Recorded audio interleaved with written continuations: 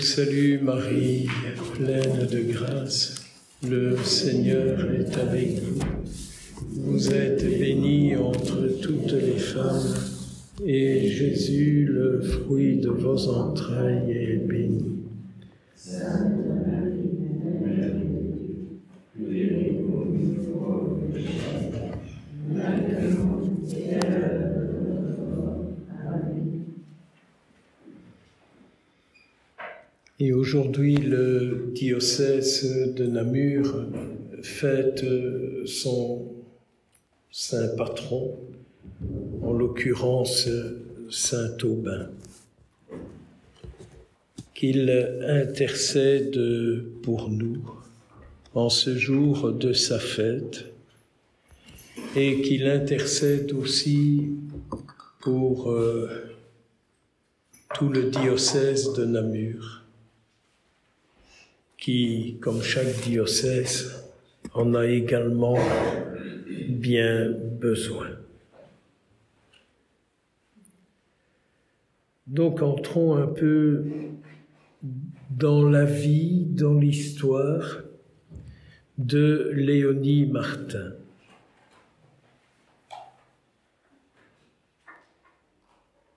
Quand j'entends la vie de Léonie Martin, je pense toujours aux gens qui disent « on n'a pas éduqué notre enfant comme ça ». C'est pas chez nous qu'il a vu ça. C'est pas chez nous qu'il a appris ça.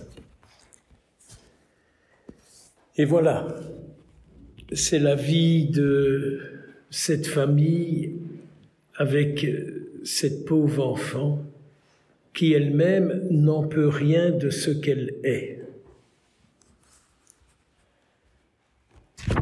Souvent, quand je pense à des gens, je pense à ça. Je me dis, ils sont comme ça, mais ils n'en peuvent rien. Si je fais référence à l'Évangile, il y a cette parole très mystérieuse de notre Seigneur, où les gens lui disent, mais à qui la faute qu'il est comme ça, son père ou sa mère? Et Jésus répond, ni à l'un ni à l'autre. Je cite de mémoire, mais si vous êtes un peu familiarisé avec l'Évangile, vous savez ça. Mais c'est vrai aussi que lorsque un jeune, un enfant, un adulte commence à déraper, la pire des choses, c'est de le laisser déraper. C'est pour ça qu'il faut mettre des limites. Non, c'est non. Quand on voit qu'il y a un dérapage qui s'installe, il faut remettre une loi. Non, c'est non. Parce que Freud n'est pas un évangéliste, vous le savez bien, mais il disait un mot que j'ai jamais oublié durant la petite formation qui est la mienne, c'est « il n'y a rien de pire que de laisser un fou devenir plus fou ». En 1937, le 25 mai, Léonie écrit une lettre. Et dans cette lettre, elle met « Mon enfance et ma première jeunesse se sont passées dans la souffrance, dans les épreuves. Bénis soient tout de même ces jours, ces années passées dans les larmes qui m'ont procuré un si grand bien. » C'est une parole qui me touche profondément de cette femme, qui, bien des années après, reconnaît toutes les souffrances qu'elle a vécues, toutes les tristesses qu'elle a vécues. Et qui termine en disant « Je ne suis quand même pas triste d'avoir vécu tout ça. »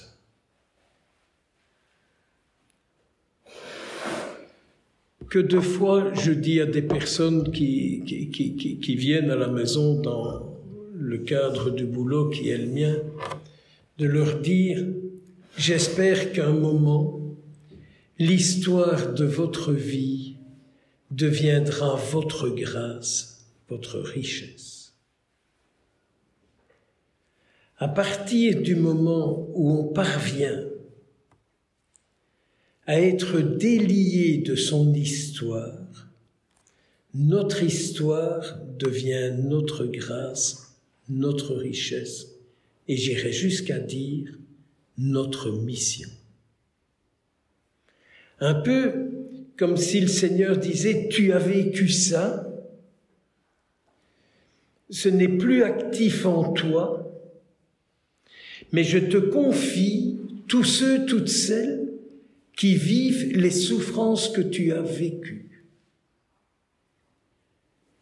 Car si on n'a pas souffert, on a bien du mal de comprendre ceux qui souffrent. Que la souffrance soit psychologique, que ce soit une blessure d'âme, que ce soit une douleur physique. Donc vous voyez un peu, si un jour Léonie Martin est canonisée, enfin béatifiée, canonisée, de manière concrète, du ciel, voilà le peuple que Dieu lui confie. Voilà le peuple que Dieu nous confie. Et donc, les premières années de Léonie Martin sont des années de blessures profondes. Une fille qui a été profondément blessée par la vie. Par la vie. Elle a dû lutter contre les maladies physiques, contre des épreuves de deuil. Elle avait comme compagne de jeu, mais on reprendra ça un jour, si le temps le permet, sa petite sœur Hélène, avec laquelle elle jouait, elle s'entendait bien, et puis qui tout d'un coup décède. Tous ces échecs scolaires, donc maladie, deuil, échec scolaire. Elle s'est tapée la coqueluche, la roubéole, des eczémas. Et c'est terrible quand il y a quelque chose en vous qui fait que vous êtes malade, que vous êtes rongé par de la maladie. Je ne sais pas si vous avez déjà vécu des choses comme ça. Vous savez, des choses qu'on peut vivre à l'intérieur de soi et qu'on ne parvient pas à maîtriser, quoi. Qu'on ne parvient pas à maîtriser, quoi. Comme je dis souvent, tout n'est pas solutionné par des médicaments, quoi, quels qu'ils soient. Mais quels qu'ils soient, les médicaments ne peuvent pas tout soigner. Même si je parle un peu contre moi, même tout ce qui est thérapeutique au sens psychologique du terme, ça peut mettre en lumière, ça aide, ça permet de comprendre, mais malheureusement, ça ne guérit pas. Vous voyez, quand on est là coincé là-dedans, on se demande quand même que faire pour s'en sortir. Sa maman dira, elle a été entre la vie et la mort les 6 premiers mois de sa vie. Donc au-delà de sa souffrance personnelle, vous vous imaginez l'angoisse de sa mère à laquelle elle a été constamment confrontée, quoi. Aujourd'hui, on en dirait des choses là-dessus, hein. C'est pauvre enfant qui a supporté ça. Et donc, la seule chose qu'elle recevait en profondeur, c'était la vie de foi de son père et de sa mère. Dans les 6 premiers mois de sa vie, ils étaient dans une angoisse terrible et elle a profité notamment de la prière de son père. À cette époque-là aussi, on demandait des prières dans les monastères, on demandait des prières dans les communautés religieuses. Et les monastères, les communautés religieuses prenaient en charge l'âme de la personne souffrante. C'est pour ça que hier, je regardais la communauté ici et j'étais édifié par ces sœurs. Moi, j'étais très édifié par ces femmes. Et notamment par celles qui ne sont pas belges, disons ça. Hein? Vous avez vu, comme moi, il y a différentes origines, malgache, Rwanda, Congo, voilà, Vietnam, je pense. Pardon? Coréenne. Voilà. Et je me disais, ces femmes viennent dans mon pays pour prier pour mes compatriotes. Voilà ce qui m'est venu en tête. Ces femmes viennent ici consacrer leur vie pour prier pour mes compatriotes. Wow. On en est loin, hein, avec nos enfants bien formés, n'est-ce pas? Non, moi j'étais terriblement touché en les voyant. Mais peut-être qu'on a du mal de percevoir ça, parce qu'il faut un chant qui nous plaît, il faut une prière qui nous plaît, qui nous convient, que ceci, que cela. Vous avez vu combien de fois elles se retrouvent au cœur pour passer du temps avec Jésus, pour que la vie du Christ se répande dans le monde. Excusez-moi de vous le dire, mais je ne connais pas beaucoup de chrétiens qui prennent pareil engagement. Ils vont pour eux. Ils vont pour eux. Je vois la chapelle chez moi, on vient quand ça arrange, quand ça convient. J'espère que Jésus ne nous dira pas un jour « Je viendrai te voir quand ça me convient et quand ça m'arrange ». Donc Léonie Martin, souffrante dès sa naissance, la seule solution à l'époque, c'était partir en pèlerinage, porter la souffrance à une personne qui est dans le monde de Dieu. Et comme cette personne est dans le monde de Dieu, elle a le souci que Dieu a pour la terre. Un saint, une sainte, un bienheureux, un martyr, qui est dans la communion de Dieu, il a le souci du projet de Dieu sur la terre. Et donc Louis Martin, d'Alençon, est allé à pied invoquer Notre-Dame à Sées. On a un jour fait un pèlerinage et on est allé visiter Notre-Dame de Sées quand on est allé à Alençon, s'il y en a parmi vous qui s'en souviennent. Et disant ça, comme nous sommes dans le diocèse de Namur, je pense à ce que la Sainte Vierge est venue dire à Beaurain, qu'on vienne ici en pèlerinage. Hein? Moi, je n'ai rien à gagner à ça, mais j'aime bien de le rappeler, qu'on vienne ici en pèlerinage. Et donc, vous vous imaginez la famille Martin, Monsieur Martin, Louis, qui se rend compte qu'il a des difficultés avec cette gamine, qui n'en sort pas ni lui ni sa femme, et dit, il n'y a qu'une solution, c'est d'aller en pèlerinage. Il va assez, il demande des prières à la visitation du Mans à la sœur de son épouse, et Léonie Martin sera guérie par la puissance de la prière des siens à 2 reprises. Et je crois que c'est intéressant de se dire, mais c'est a posteriori, hein, donc de se dire, mais elle a été guérie pourquoi? Et dans quel but? Souvent, je vais encore me faire ramasser, mais je m'en fous. Souvent, dans le monde charismatique, on aime bien des guérisons pour soi. Une guérison, c'est pour que l'œuvre de Dieu s'accomplisse dans le monde. si vous gardez ça en tête, qu'une guérison, c'est pour que l'œuvre de Dieu se répande dans le monde, alors vous pouvez en demander. Alors vous pourrez en demander. Parce que ça veut dire que la guérison vous met en relation avec l'auteur de la guérison et vous met dans une communion plus profonde avec lui. Sinon, c'est fais ci, fais ça, fais ça, fais ci, fais pour ça. Donc, prière de Monsieur Martin, prière des Sœurs de la Visitation, Léonie est guérie à 2 reprises.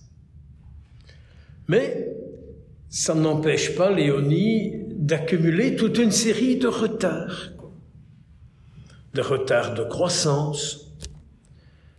Son intelligence, on se demande même si elle en a une, quoi. Elle n'est pas très maligne, quoi. Elle n'est pas très maligne. Comme on dirait un peu aujourd'hui, elle n'est pas achevée, quoi. Hein? Où il y a un fichier qui tourne de travers, quoi. Vous voyez un peu le personnage dès son enfance, quoi. Retard de croissance, développement intellectuel, qu'elle va garder tout au long de sa vie. Les retards, on les garde tout au long de sa vie, hein, mais tout au long de sa vie. Elle sera en difficulté.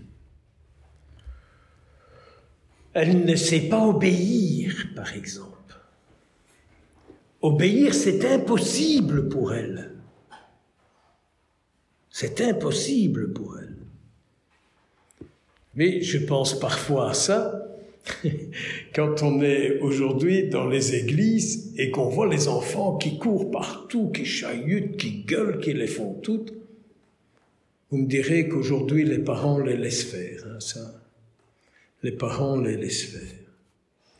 Ça, c'est un peu vrai qu'on cadre moins les enfants que dans notre enfance. Enfin, néanmoins, Léonie, pas moyen de la faire obéir. Un caractère épouvantable, à un point tel que sa mère, Zélie Martin, n'oublions pas qu'elle est quand même devenue sainte, dira, en parlant de Léonie, « On n'y comprend rien, même les savants y perdraient leur latin. »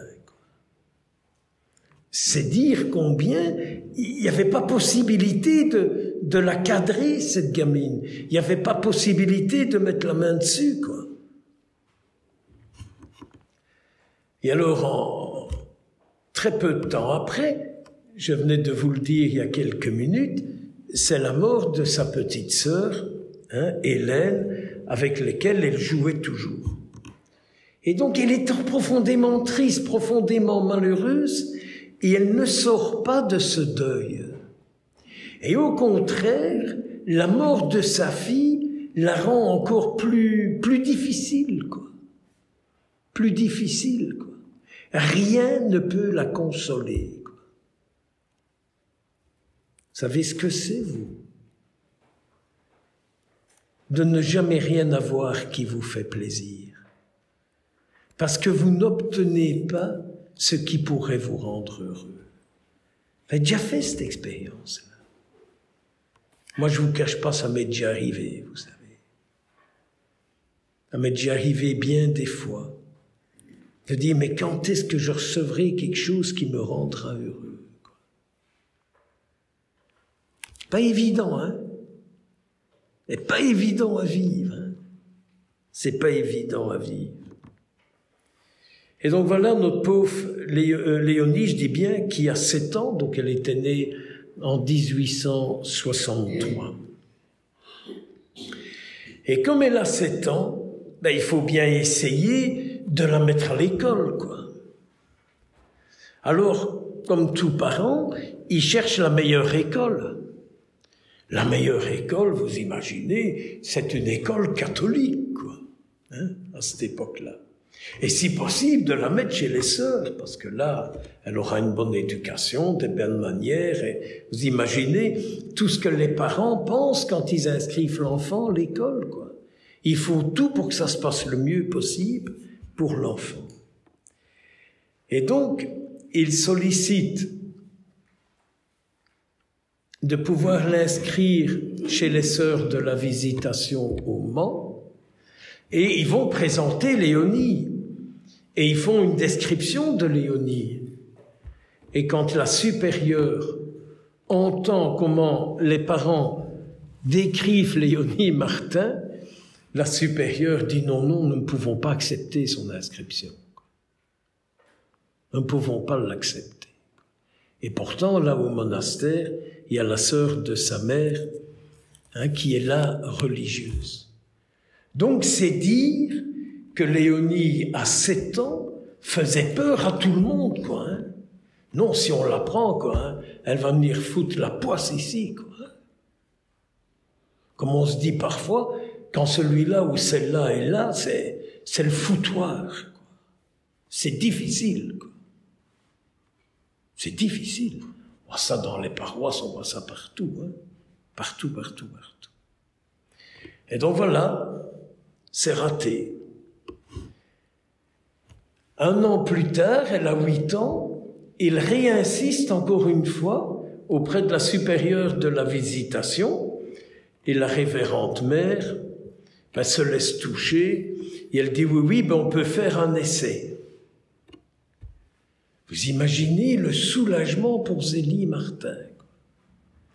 Et donc voilà Zélie Martin qui est toute soulagée de dire, mais voilà, elle est à la Visitation au Mans, il y a la tante qui est là, ça va bien se passer, on va bien s'en occuper, et nous, on aura maintenant un peu de paix. Elle écrit, Zélie, depuis que je la sais en de si bonnes mains, et que je me vois de mon côté si tranquille, il me semble être au paradis. Vous voyez, elle est déchargée, Zélie Martin, toute sainte qu'elle deviendra. Le fait d'être déchargée de devoir éduquer sa fille, elle se trouve en paradis. Il ne faut pas demander ce qu'était Léonie pour que sa mère en dise une pareille, pire qu'elle l'écrive. Mais c'est un essai qui tourne mal, quoi. Léonie ne comprend pas. On dit qu'elle a la maturité d'un enfant de 3 ans, et elle en a 8. Vous voyez combien il y a des parents qui peuvent souffrir de leur enfant, et des saints ont souffert aussi, et vous verrez ce que ça donnera de cette brave fille que vous avez en photo sur les panneaux. Et donc, comme Léonie n'est pas en état de suivre les cours avec les autres, en plus c'était la sœur de sa mère, sœur Marie d'Osité, qui l'avait prise en charge. Mais cette femme devient malade, sa vie s'abîme de plus en plus, et donc elle ne peut plus assumer, vu sa santé, elle ne peut plus assumer l'éducation de Léonie Martin. Et donc elle est jetée du pensionnat avant la fin de l'année scolaire, et elle est bien obligée de rentrer à sa maison. Mais il y a ces 2 sœurs aînées qui sont aussi au pensionnat, Pauline et Marie, qui, elles, réussissent admirablement bien, quoi. Elles sont jolies, elles ont de belles intelligences, elles se tiennent bien, elles obéissent bien. Vous savez, les petites gamines parfaites, quoi, à qui on donnerait le bon Dieu sans confession, quoi. Ça marche bien pour ces 2-là. Et puis il y a l'autre qui se fait jeter. Vous imaginez dans quel état Léonie devait se trouver dans sa famille. Les regards de ses parents sur elle, les regards de ses sœurs sur elle. Vous savez comment sont des enfants entre eux, C'est pas parce que papa et maman deviendront saints et qu'ils ont projet de sainteté pour leurs enfants qu'automatiquement, c'est un regard de miséricorde et de tendresse. Je suppose que quand il regardait Léonie, il ne disait pas « voilà le divin enfant ». Et donc, c'est une période pour elle terrible, ça. C'est une période terrible pour elle. Quand elle voit ses sœurs qui rentrent au nouveau pensionnat, qui sont toujours les premières à l'école, dans les réussites et dans tout. Donc, Léonie est insupportable et elle ne se soumet à rien ni à personne, sauf aux exigences de son père. Louis Martin avait encore un peu d'autorité sur elle. Finalement, en 74, donc elle a 11 ans, 10 ans et demi, en janvier, après plein de recherches et je m'imagine quelques dons, vu que c'était une famille aisée, on trouve un autre pensionnat pour elle. Mais très vite, c'est une mauvaise écolière. Vous savez, ma grand-mère, qui était une originale, chantait toutes sortes sur ma sœur. Ma sœur avait fait beaucoup d'écoles. Elle a une sœur 4 ans plus âgée que moi, qui est décédée. Et ma grand-mère chantait en wallon. On l'a mis à toutes sortes d'écoles et elle n'a jamais réappris, quoi. On l'a mis à toutes sortes d'écoles et elle n'a jamais rien appris. Eh bien, je pense à elle. Je pense à ma sœur quand je vois combien c'était difficile pour Léonie Martin. La maman dit, et c'est une vérité pour beaucoup de parents aujourd'hui, quand nos enfants ne sont pas comme les autres, c'est aux parents d'en avoir l'embarras. C'est sûr, ça. Quand des parents ont un enfant difficile, ils peuvent courir partout. Mais en fin de compte, c'est toujours eux qui doivent assumer leur enfant. Ils n'ont pas le choix. Ça doit être terrible pour des parents d'avoir un enfant difficile avec lequel il n'y a rien qui va, quoi. Donc vous voyez, une enfant difficile, caractère difficile, santé pas terrible, intelligence plus que limitée, le souci des parents, le grand souci des parents. Donc la voilà de nouveau jetée dehors de ce nouveau pensionnat. La voilà de nouveau jetée dehors. Les parents font des démarches, ils font ce qu'ils peuvent en se disant, mais si on lui trouve une maîtresse, eh bien peut-être qu'alors ce sera mieux, hein, une enseignante particulière, comme on disait les précepteurs et préceptrices d'une époque, quoi. Et donc Madame Martin trouve 2 religieuses à Alençon qui sont prêts à s'en occuper. Mais ça ne va pas mieux. Ça ne va pas mieux. Les journées sont détestables. Sa fille lui fait subir toutes sortes. Léonie fait subir toutes sortes à ses parents.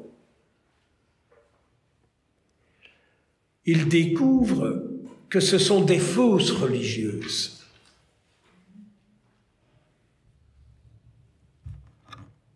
Terrible aussi, ça. Il découvre que ce sont des fausses religieuses et qu'en même temps que Léonie, il y a une autre petite fille qui est là, que les parents ont confiée à ses bonnes sœurs, soi-disant des religieuses, et qui la privent de tout, même de manger.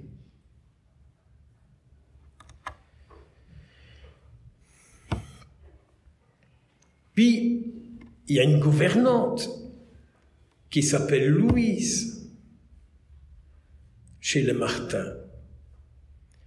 Et Louise se met à battre Léonie, quoi. Ça a duré pendant 2 ans et les parents n'ont jamais remarqué le mal que la gouvernante faisait à Léonie, quoi. Et la gouvernante interdisait Léonie à obéir à sa mère.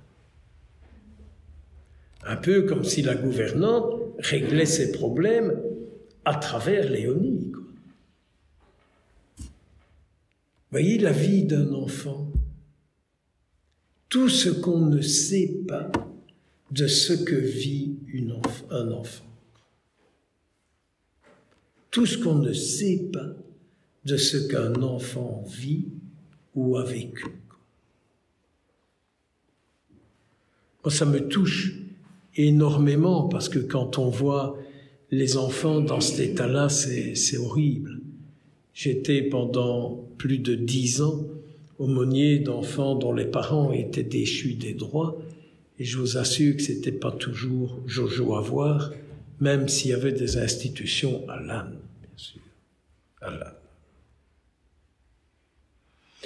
Et c'est finalement sa sœur Marie qui découvre la méchanceté de la gouvernante sur Léonie. Et le fait qu'on découvre l'origine du mal qui est fait à Léonie, Léonie est complètement délivrée de l'emprise de la gouvernante. C'est terrible, hein, l'emprise. Mais c'est terrible, hein. Il y a beaucoup, aujourd'hui on en parle beaucoup, hein, de l'emprise. Mais c'est terrible, hein, l'emprise. Que ce soit sur un enfant, que ce soit sur un conjoint, que ce soit sur une entreprise, que ce soit sur une institution, même sur une paroisse, hein, même sur une communauté religieuse. Hein, l'emprise. Espèce de mainmise comme ça.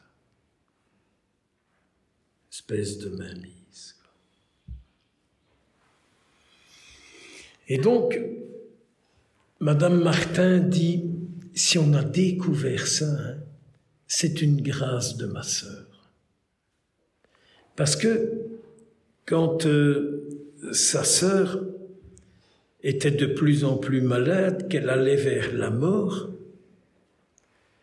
Madame Martin avait demandé à sa sœur d'intervenir auprès du bon Dieu, je vous ai dit ça hier, et de lui dire, mais la fille que vous avez confiée à ma sœur, elle n'a quand même pas facile. Et donc, Marie découvre l'emprise, Madame Martin intervient, Léonie va nettement mieux, et elle commence à devenir affectueuse avec sa mère. Donc, quand on a découvert la cause de tout ça, enfin moi en partie, elle change complètement d'attitude avec sa maman. Elle écoute sa mère, elle obéit à sa mère, elle se laisse embrasser par sa mère, elle ne la quitte plus, et il y a une belle relation qui se met entre elle et sa mère. Manque de bol. C'est une relation qui ne dure pas. Quelques mois plus tard, sa maman meurt. Nous savons tous que Zélie Martin est décédée le 28 août 1877 suite à son cancer du sein. Donc c'est une grande douleur pour Léonie, qui à l'époque a 14 ans. C'est aussi l'époque du déménagement, quoi. Ils quittent Alençon, ils partent à Lisieux. Et ils essayent de mettre Léonie comme pensionnaire avec ses sœurs à l'abbaye bénédictine d'Alençon, de Lisieux, quoi. Et là, ça recommence. Toutes les difficultés pour apprendre. Toutes ces difficultés intellectuelles. Et elle s'isole et elle s'enferme dans sa peine et dans sa souffrance. Vous savez, on peut s'enfermer dans sa maladie. On peut s'enfermer dans ses tracas.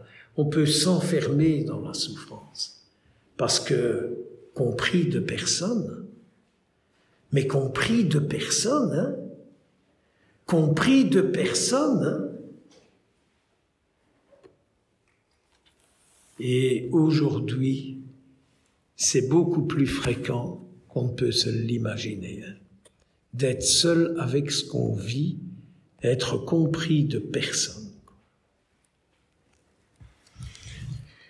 Puis c'est toujours le problème, Léonie est une fille coincée entre les deux aînés, Pauline et Marie, entre les deux plus jeunes, qui sont des beautés et des réussites intellectuelles, culturelles et tout ce que vous voulez. Les deux plus jeunes étant Céline et Thérèse, qui deviendra, comme nous le savons, Sainte Thérèse.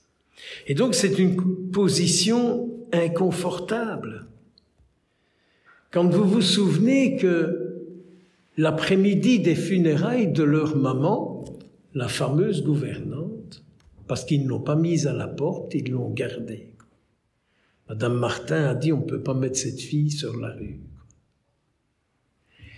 Et quand ils sont revenus de l'enterrement, cette fameuse gouvernante dit, mais mes pauvres enfants, maintenant vous n'avez plus de maman. Et Thérèse se tape dans les bras de sa sœur Pauline et elle lui dit, ce sera toi ma mère. Et Céline dans les bras de sa sœur Marie, je te choisis comme maman. Et elle est là, toute seule, avec son triste sort. Être seule avec son pauvre sort. Vous savez, quand on parle de suicide, de dépression, de tout ça, que de fois je pense à Jésus qui se dit « Je n'ai encore trouvé personne pour aller rencontrer celui-là ou celle-là. » La solitude d'âme. La solitude d'âme qui pousse à tout et à n'importe quoi. Et donc, elle est de nouveau toute seule. Les deux premières ont une belle chambre au Buissonnet, les deux plus jeunes ont une belle chambre ensemble, et elle a une chambre toute seule au-dessus. Si vous avez été visiter les Buissonnets, on aime bien d'aller voir les poupées de Thérèse, l'escalier qu'elle a pris en dégrafant son chapeau, la nuit de Noël, 1800, je ne sais plus combien, 85, je ne sais plus, enfin peu importe. Voilà. Mais elle a une chambre sous les combles. Vous voyez, comme on dit parfois, quand le diable s'en mêle. Vous voyez l'expression, quand le diable s'en mêle, il fout la poisse partout. Et le diable est tout content quand il trouve quelqu'un pour foutre la poisse et qui devient son instrument. Et donc vous comprenez qu'alors, Léonie, qui plus tard prendra le nom de sœur Françoise Thérèse, dira qu'elle a deux grands pardons. Deux grands pardons. À demander, elle relit sa vie et elle dit « Je ne peux pas faire profession religieuse, m'engager et me donner tout à Dieu si je n'accorde pas deux pardons. » Il y a vraiment à chercher là. Car tout ce qui n'est pas pardonné est source de misère. Je nous rappelle que tout ce qui n'est pas pardonné est source de misère et porte d'entrée au malin pour tout détruire.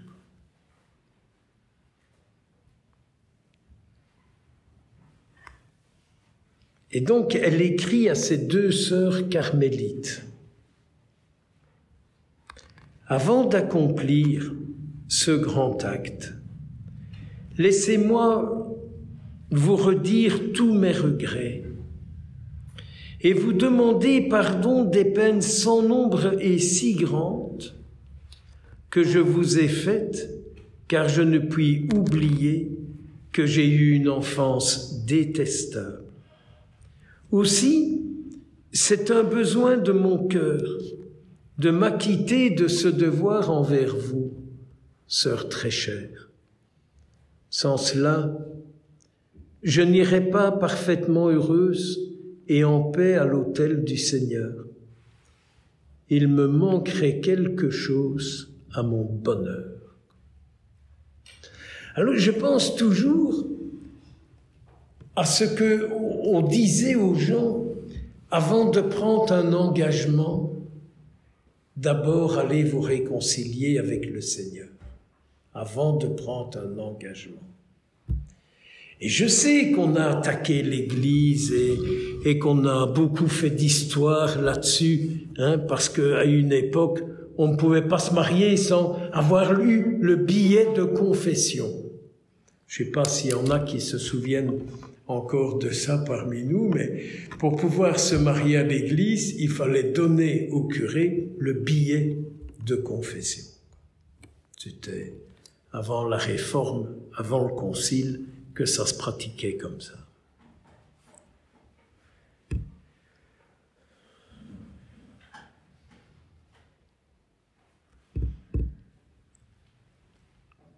Mais Léonie aussi n'oublie pas le mal que lui a fait la gouvernante. Et peu avant sa mort, elle disait « Je pardonne de tout mon cœur à mon bourreau » quand elle parlait de la gouvernante.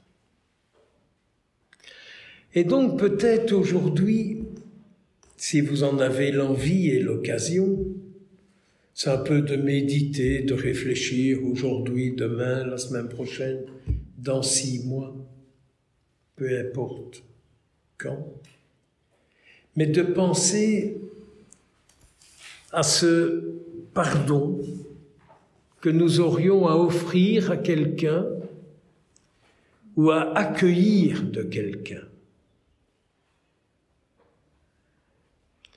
Parce que le pardon, c'est le germe de la guérison. Et j'y reviens, le pardon, c'est le germe de la guérison, c'est le chemin de liberté. Parce que quand on pardonne et quand on reçoit un pardon, c'est une délivrance. C'est une délivrance. Mais c'est une délivrance. Mais c'est une délivrance. Je ne réussirai certainement pas, mais j'aimerais quitter cette terre en m'étant réconcilié avec tout le monde. Mais je n'y arriverai pas, sauf par la grâce de Dieu. Mais moi, personnellement, j'aimerais quitter cette terre réconcilié avec tous et avec tout le monde. J'ai pas dit en devenant copain, copine avec tout le monde. Non, j'ai dit réconcilié. Copain, copine, tout le monde s'embrasse et on s'aime bien et on se lèche. Je laisse ça à l'horizontalité. Le pardon, c'est la guérison, c'est le germe de la liberté, c'est être délié. C'est être délié. Alors c'est un chemin, si on n'y arrive pas aujourd'hui, il n'y a pas de problème. Si on n'y arrive pas demain, il n'y a pas de problème. Si on n'arrive pas dans 6 mois, il n'y a pas de problème. Mais c'est un chemin sur lequel je me mets. Et à qui je peux dire au Seigneur, voilà ce que j'aimerais avec ta grâce. Moi, je n'y arrive pas. Moi, ça ne m'est pas possible. Moi, je n'en ai même pas envie, même si je sais que c'est bien pour moi. Je n'y arrive pas, je n'en ai pas envie, je n'en ai pas le courage. Mais je te confie ça, Seigneur. Et pourquoi pas confier ça à Léonie aussi. Confier ça aussi à Léonie. Au Seigneur, à Léonie, à ses saints parents, à toute la famille Martin.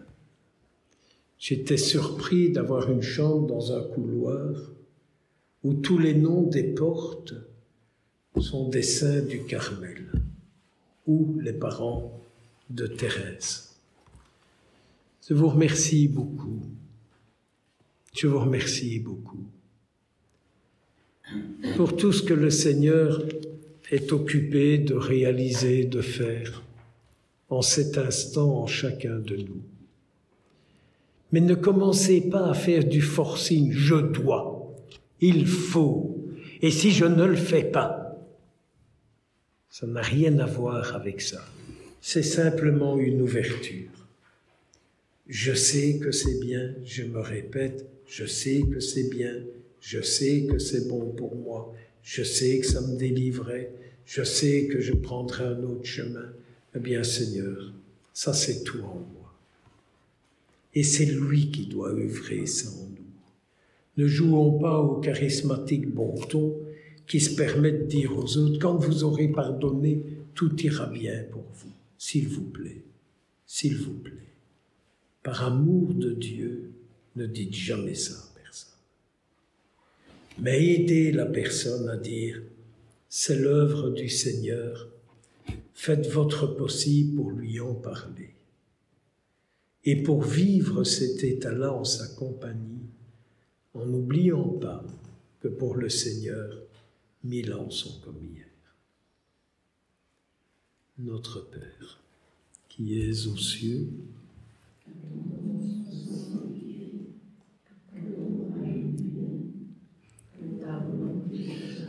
sur la terre comme au ciel, donne-nous aujourd'hui notre pain de ce jour. Pardonne-nous nos offenses, comme nous pardonnons aussi à ceux qui nous ont offensés.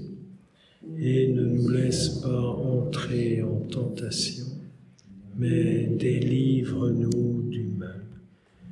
Seigneur, délivre-nous de tout mal. Donne la paix à nos cœurs. Donne la paix à notre temps. Par ta miséricorde, libère-nous de nos fautes, libère-nous de nos péchés.